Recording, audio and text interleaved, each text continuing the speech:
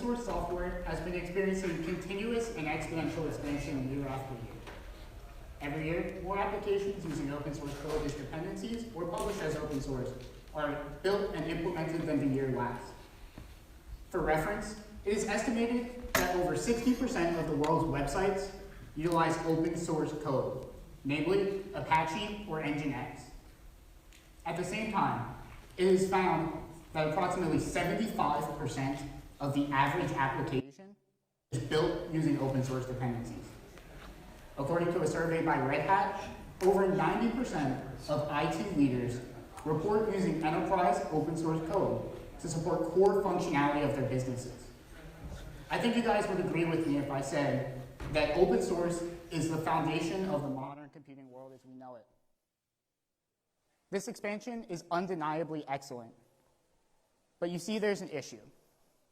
There's this powerful storm brewing that we've all kind of turned a blind eye to.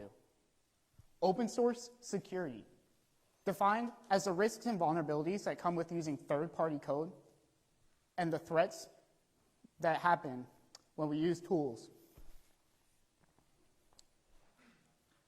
Every year, we see more and more attacks that leverage open source code. Let me repeat that for you. Our open source security mechanisms are failing. Our open source code is vulnerable. Tools that measure and audit open source software are not able to keep up with the polymorphic threats that evolve every day and change. We can see these shortcomings and failures in key performance metrics, such as the number of days between vulnerability discovery and remediation, which is significantly higher in open source than it is in enterprise. We can also see this in the number of security-related events every year. But these shortcomings are not just felt in key performance metrics. The average user, your users, our users, feel it every time there is a data breach or every time a service that they rely on is down. The writing is on the walls, folks. There is a security crisis. But at the same time, there's no action to meet this crisis. Today, we are going to dig into the current state of open source security to better understand the threat landscape, vulnerabilities that exist, and the most pressing concerns in security. We'll take a look at real-world examples that involve open source code. Then, armed with this knowledge, we'll take a look at what we can do to foster a shared responsibility for security, to secure our code for ourselves and for our community. Before we begin, however, I want to take a look into the life of an average open source developer. According to a survey of over 400 open source developers of varying size projects, it was found that 46 report not making any money for their project, and another 26 report making less than $1,000 a year. How many other open source developers are not making anything for their projects while supporting a project that might be used by some big companies, the most lucrative in the world? 80, 90, 95%, or even higher? I personally think the answer is too many, but that might just be me. There are some maintainers that don't do it for the money. Yet this same report also found that over 50% of maintainers reported considering quitting a project or quit maintaining a project because of financial concerns or burnout. One example of a maintainer quitting a project is the maintainer of the NPM package Faker. Has anybody heard of that package? Okay, so you guys know Faker is a tool that allows a user to generate a massive amount of fake contextualized data that they can feed back into their systems. At the time when the open source developer took a break and quit maintaining this project, there were multiple Fortune 500 companies relying on it. As this project sat idle, with no one maintaining it, vulnerabilities were found in source code of Faker and in its dependencies and in NPM. These Fortune 500 companies and all of its users were now vulnerable. We cannot fault the maintainer for needing a break. After all, they were supporting a huge project. And for what payout? Likely less than they deserve. However, when this maintainer took a break, another question came up. And that question is, who is responsible for maintaining this code? Who is responsible for patching the vulnerabilities? And generally in the community, we would say, well, the open source community, right? Well, who is that? It's not me. Are you guys going to pick up a package that you didn't sign up for? And that's the issue for organizations and businesses. They can't guarantee that an open source package will be supported for the long run. So how can they implement it in core functionality? How can you as a user implement it in core functionality?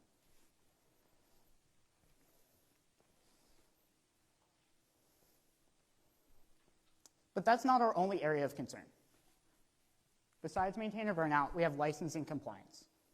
Developers and implementers need to have an understanding of the software that they use and all of its dependencies. And how those dependencies are used matter greatly to how they comply with the license. To enforce compliance with open source licensing, organizations need to possess visibility into how open source dependencies are used. Non-compliance for an organization means a high risk, a high potential for litigation, fines, and lawsuits. Would you believe, and you guys might believe, that the most non-complied with license is the GPL? I mean, after all, who even knows what copyleft means? A lot of organizations say that GPL is too hard to follow. But that doesn't matter. Even still, whether easy or not, following licenses needs to happen. Failure to comply can mean the difference between using open source code properly or paying thousands of dollars in litigation and fines. Thankfully for these companies, however, the open source community has been pretty forgiving. The open source community thus far has focused more on bringing companies into compliance and less on collecting big sums of money from companies. But again, just like the issue with not guaranteeing long-term support, companies cannot guarantee that non-compliance, whether intentional or not, will be met with such grace. Companies cannot guarantee that they will get assistance in coming into compliance and not be litigated against. They cannot guarantee that they won't have to pay money every single time they don't comply. These risks themselves should be of serious concern. What if I told you that maintainer burnout, the lack of long-term support, and licensing compliance risks are not the biggest risks that face an organization by using open source or open source dependencies? What if I told you that these two summed together do not sum to the greatest risk that an organization may face? If you think back to the beginning of the session, we said that 75% of the code in the average software application is built upon open source dependencies. These dependencies come in two forms: direct or transitive. Direct being called straight from your code. Transitive, dependencies called from your dependencies. Security tools and audit tools, when we use dependencies, have less visibility into the security of those dependencies. When we take transitive dependencies and add them together, stack them, and layer them, the efficacy of these security tools decreases dramatically. Vulnerabilities in open source dependencies may be known or unknown. Sometimes they may be assigned to CVE, and other times they may not. But security relies on tracking vulnerabilities in both your own code and all of your dependencies code and all of their dependencies code, so on and so forth. Due to the scope and extent of this type of vulnerability, this is easily our biggest concern. And just to prove it to you, let's take a look at some vulnerability trends in open source packages. First, the good news. Across the board, vulnerabilities in open source dependencies in 2022 were down by nearly 20%. The bad news? Open source packages are still being published with known vulnerabilities. Official base images, including latest versions shown on the screen, include known enumerated vulnerabilities. Between 2018 and 2019, Node went from having 580 vulnerabilities to 642 known vulnerabilities, while MySQL moderately increased from 61 to 67. Not only were these vulnerabilities in these packages, but the number increased year over year. Postgres, Nginx, HTTPD, and Mongo all post moderate declines, but still published with known vulnerabilities in official base images. And the outlier Ubuntu. Between 2018 and 2019, Ubuntu dropped from having 30 known vulnerabilities to 0.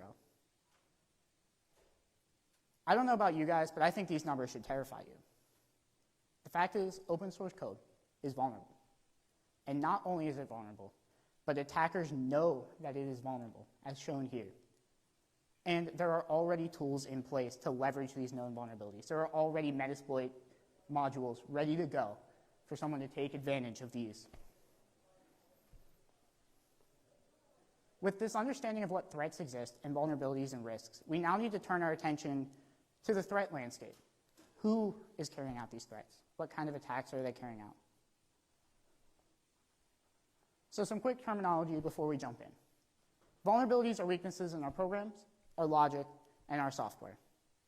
Threats are the catalyst for carrying out exploits using those vulnerabilities on our assets. And threat actors are those people who initiate and carry out the exploits. In the past few years, the open source community has received numerous warning shots that threat actors and that threat needs to be prioritized. You may be asking and sitting here, well, why would somebody attack open source? How is it different than enterprise?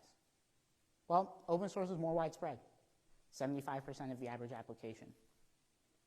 Attacks are also highly effective. After all, the code is sitting out there for everyone to look at. It's sort of like know your enemy versus use enterprise and not know what your vulnerabilities are. I personally would rather know. In July of 2022, researchers found 9 vulnerabilities affecting 3 systems primarily used by medium and small-sized companies. Those tools, Espo CRM, PIMCore, and accounting. 3 projects leveraged mostly by small and medium-sized businesses, likely without their own IT departments, and most definitely without their own security teams.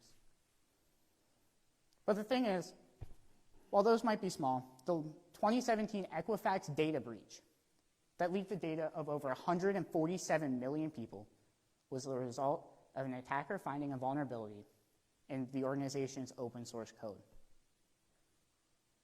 And most recently, I'm sure you've all heard, the Log4j exploit that impacted millions of devices. You see, enterprise might be sitting there thinking, after this Log4j vulnerability, is it worth leveraging open source code? Not using open source code, thankfully, is just not practical. The cost of removing open source code and dependencies causes many headaches, and the price skyrockets, which at the end of the day, that's what companies care about. So it's safe to say that open source dependencies aren't going anywhere anytime soon. But that doesn't mean we don't need to improve and secure those dependencies. Now, the thing is, attackers aren't just attacking a single code base. Gone are the days of simply finding a buffer overflow in a program. It still happens. But attackers are looking at how they can attack an entire software supply chain. How many of you use continuous integration, continuous development? That is one of the newest ways attackers are aiming at your projects. Attackers are now looking at everything from the development to production, the pipeline in between, and doing whatever they can to find a specific place where they can enter and then move laterally. As business activity moves online, we need to secure our tools in our software supply chain. The software supply chain is the embodiment of those dependencies that I was talking about, extremized to the point of having transitive dependencies and tools stacked together. According to a UK report, software supply chain attacks soared 724% in the last 3 years.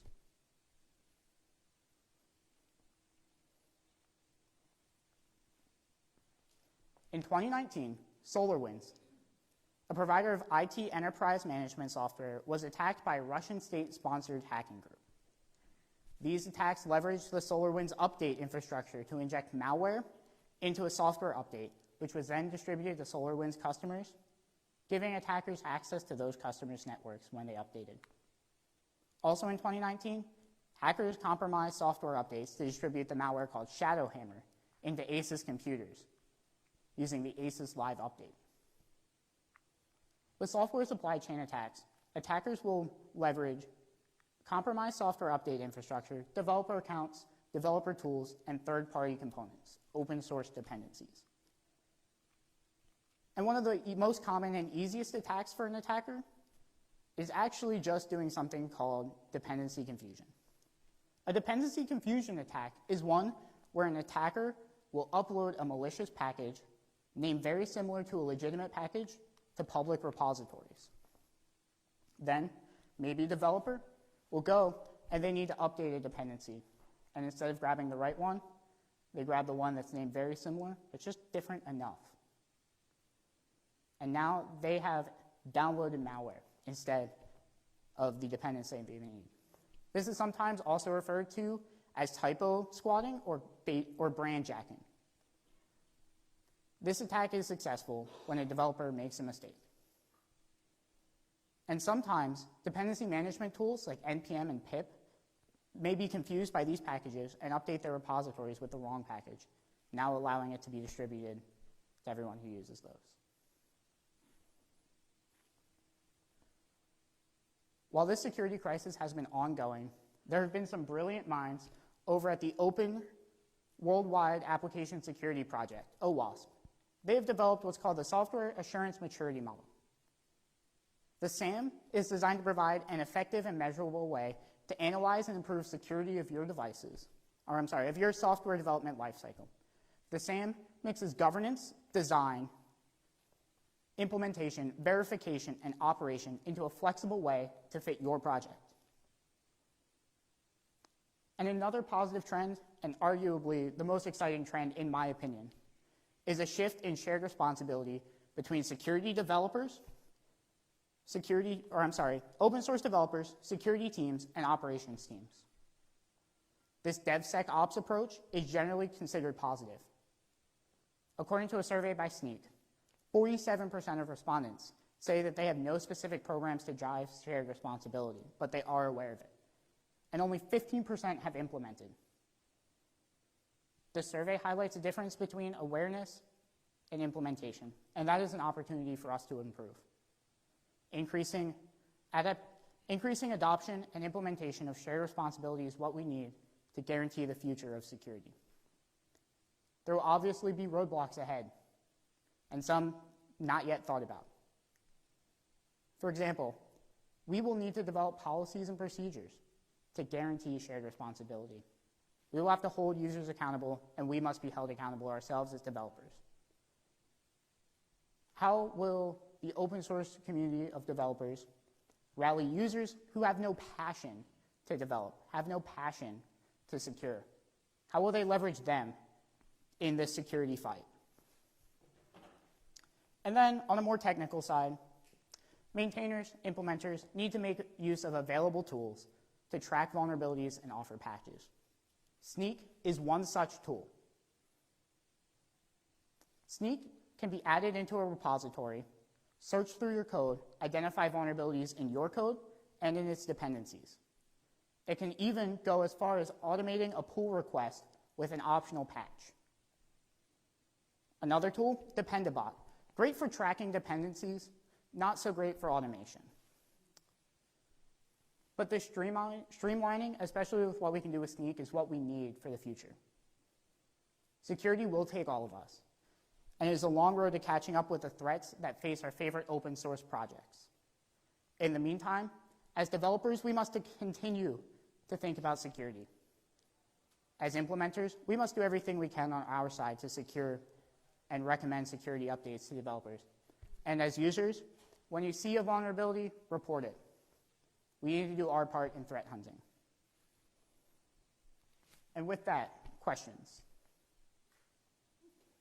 All right, I have microphones for questions. So if people have them, just raise your hand and I will run the microphone to you. There we go.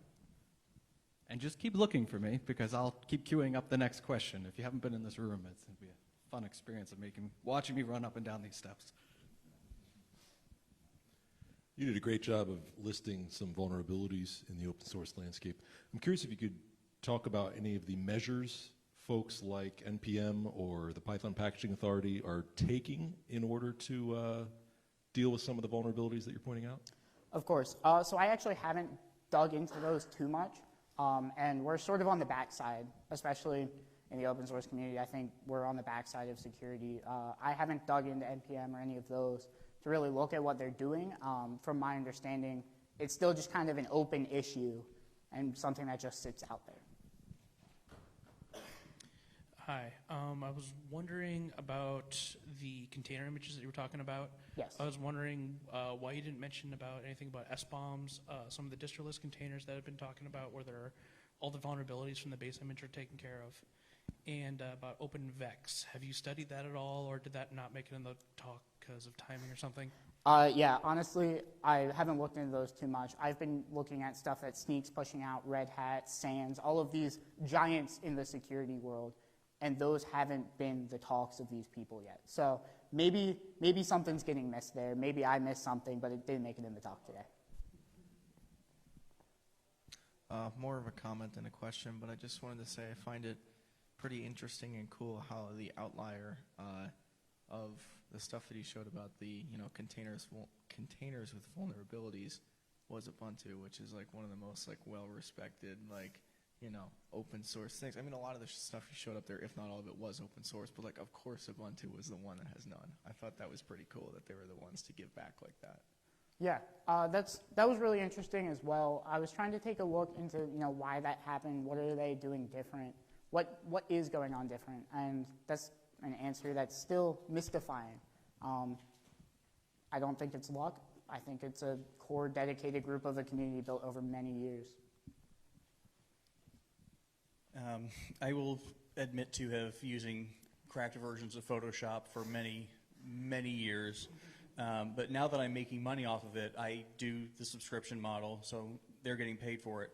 What are the chances of getting these Fortune 500 companies that are so dependent on stuff that people are giving away for free to maybe just chip in a little bit so that the developers that are busting their rear ends to keep these things going get something more than a cup of coffee through PayPal once every 2 years?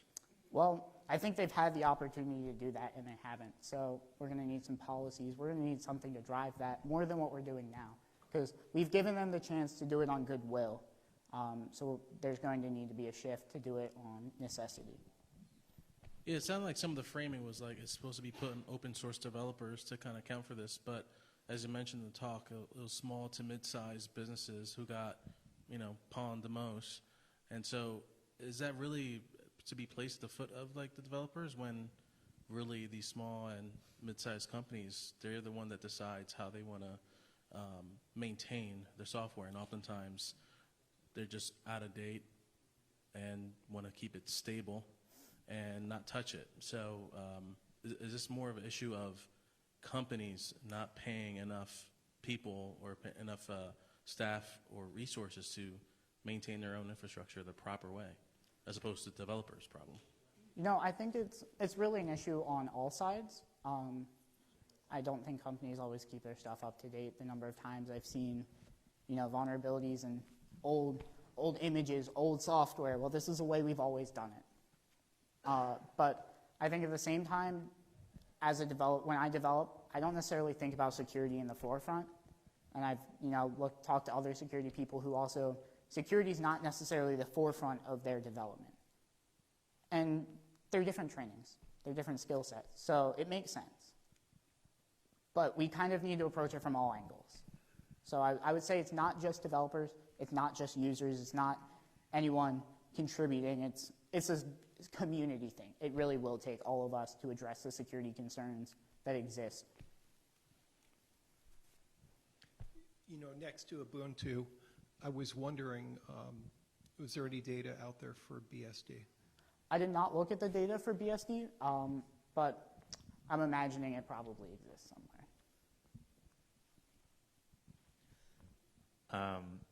Back when I was in college, I don't even remember specifically if I had a security course, but I think I probably had one.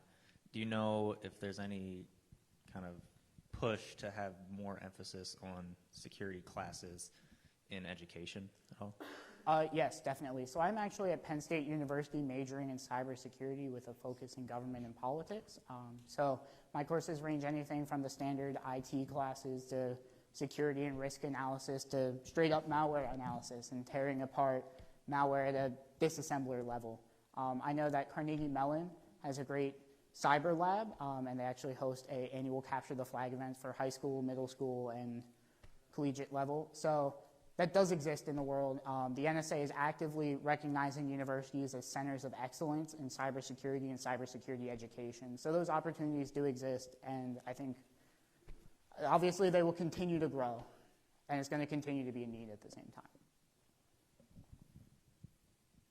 Any other questions? I have a question. Yes. First time today. This is great. It's a pretty broad one, but there's been a couple talks today about AI and ChatGPT. Luke Demme, I think he said everyone's going to be using it in their day-to-day work in a year's time, and it's going to change the world. Someone compared it to the printing press. I don't remember who that was, if they're in this room. So do you talked about emerging security threats and things. Do you have any thoughts about how that technology might influence security threats in the wild?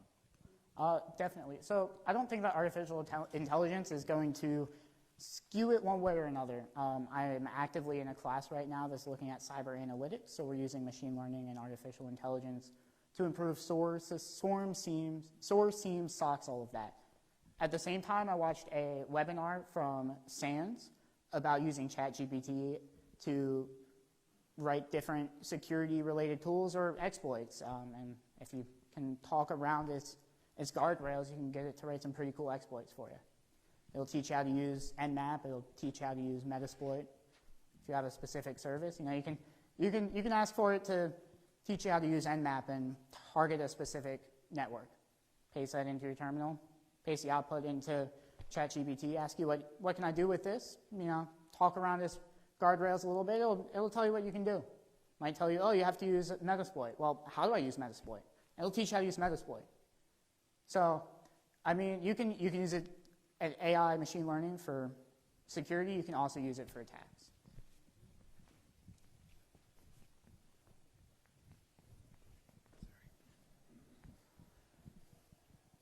So I have a background within the food production industry, and I'm just kind of laying out a potential suggestion. So food safety has to deal with like the microbiological issues that come with producing food at scale. So it's a risk that is put on to consumers of like making sure that good quality product is going out there. You're not hurting anyone from like foodborne illness.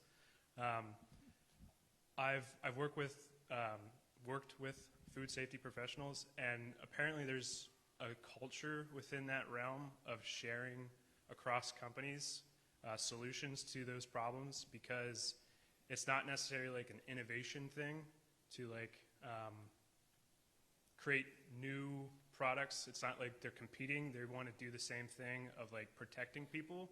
So it seems like there's like a culture that could be maybe studied or looked at from a different industry, but having like safety of like individuals at mind. Just thought it'd be interesting maybe to look at that. Not really a question, but. So on a similar idea there, I know that at Carnegie Mellon there was some research recently combining anthropology and participant observation with SOCs. So an anthropologist is investigating the culture as if a SOC is a different culture, right? It's as if they're living in a whole different world, right? So they're taking those anthropological approaches and applying it to security. And I think that's something that could kind of happen here.